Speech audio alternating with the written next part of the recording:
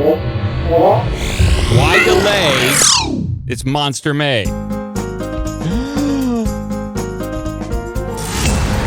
Monster May. All right, monsters. And by the way, that I was tagged on Twitter by someone saying, hey, I sent you that clip of Art Bell saying monsters. You didn't mention me. All right, monsters. And Mike, a guy named Mike on Twitter, he sent me that. So I mentioned Mike. Even though it's my own name, I mentioned Mike. All right? Mike, you're on fire. We love you, brother. Absolutely. But how do we know it's actually him? Elon has news from this week that 78% of people on Twitter are fake. I don't know. If it's a bot, then the bot listens to the show, knows what we need for Monster May, finds the clip from old Art Bell episodes, and then sends it to me. So, good bot. Good robot. Good robot. Good robot. I like it. So, Monster May, I have something kind of intriguing here. We're going down to Texas. You guys ready to go down to Texas a little bit? Let's go on down to Texas. I'm a Texas man. Going down to Texas. Yes, you're already there. And this story will terrify you, Joe, okay? You need to be careful. And you need to have all your senses dialed into the environment around you, because the story I'm about ready to tell you could terrify you. In fact, You're I saying think it will. Don't multitask, is what I'm hearing. We need laser-like focus to prevent death in unwarranted curses and poltergeists because of this monster that I have for everyone right here. So this story takes place near Amarillo, Texas in 1970. All right. So there was a father. He lived and worked at this Texas ranch with his entire family. So he worked at the ranch, said, hey, we got enough room here. Bring your entire family. And that's the way it was. So as soon as they moved in, everything was pretty quiet. The day-to-day, just normal ranch business. Then one day, one of his kids came home and said that they found a den of wolves. So the father, Ray, I believe his name is, went out to check on this den of wolf pups. But when he showed up, all the wolf pups were dead. And he said it looked like they were just torn apart by something with huge claws. The night after that they found the destruction of the wolf's den, the grandfather woke up with this dream about an angel telling him that he needs to leave that place right now. And so that wakes up out of a dream and tells the family, and he says, "Okay, I had this weird dream about this angel. It's telling us we got to leave. By the way, I got to use the bathroom." And so the grandfather gets up out of bed, walks downstairs, and has to leave the house because the only bathroom is the outhouse outside. So as he walks outside in the middle of the night, he sees this dark humanoid figure standing on a hill not too far from the house with glowing red eyes. He thought that was kind of particular, but he was focused on using the bathroom. You know, when you really got to go, very few things can deter you from doing your business. So he proceeded to do his business in the outhouse, and he left the outhouse and decided, I'm going to go to the well, grab some water. So as he turned to go to the well, he saw that huge black creature with red eyes standing right in front of him.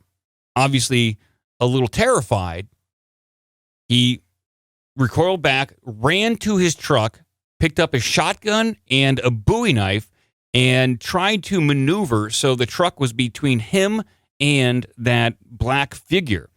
This black shadow kind of figure quickly approached, and as it approached, he picked up his shotgun, fired a bunch of shots point blank at this creature, and nothing happened.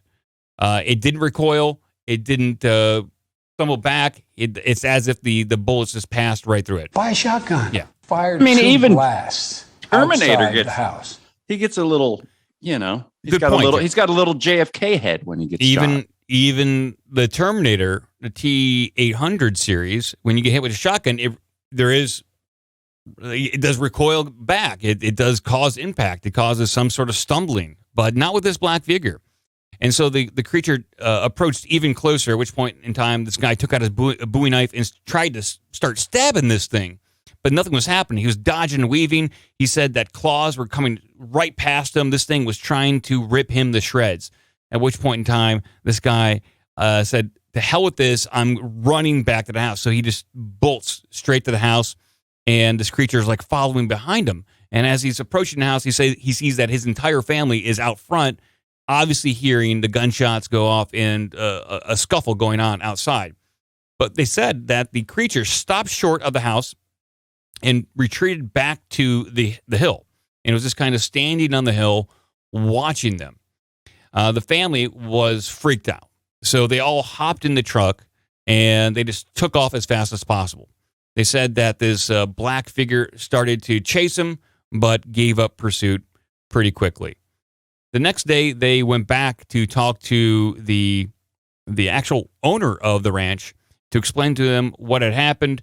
And the owner said, "Okay, fine, come back the next day and you can grab your stuff." So the family comes back the day after, shows up, and they see that police are there, the owner of the ranch is there, canine units are there, and military personnel. And they're kind of like asking around what the hell is going on, because they're all kind of standing around the house. And the family got the impression that they were bait for whatever this thing was. And so the family watched as the canine units approached and entered the house.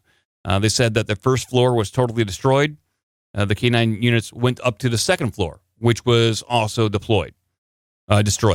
Then they said the dogs picked up a scent, and it was leading to the attic. So the canine units, the officers, released the dogs, and the dogs ran upstairs to the attic, where everyone heard the dogs attacking and fighting with something up there.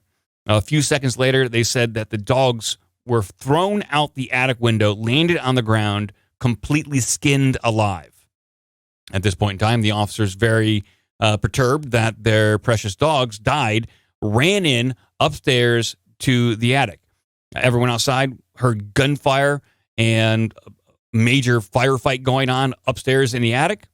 At which point in time, one of the officers was thrown out the very same attic window, landing down dead on the ground. The other officer evidently still inside up in the attic. The military guys look at each other. They were given the order to fire.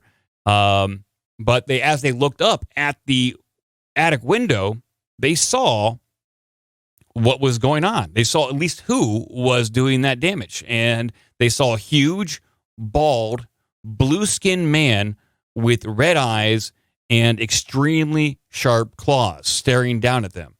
I guess a little bit stunned, they paused, but then they raised their rifles and all proceeded to just empty every magazine that they had into the attic and at that creature.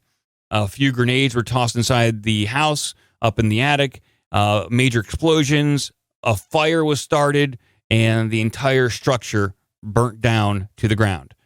The next day, they went back to investigate to see if there was any belongings left over that belonged to the family, and anything was left. All they found was the remains of the officer and footprints from the house leading away out into the wooded area. And that is the tale of this weird blue demon from Texas. Now, I came across this story because I was researching Wendigos in Texas. There was another story fairly similar to this from the 2000s where there was a military guy who got on a property, a brand new property. Everything was fine for a few days. And then his kids were lured into the woods by a black, shadowy figure with glowing eyes. And this figure continued to harass him and his family for months on end. And the only thing that seemed to give the creatures somewhat pause was praying.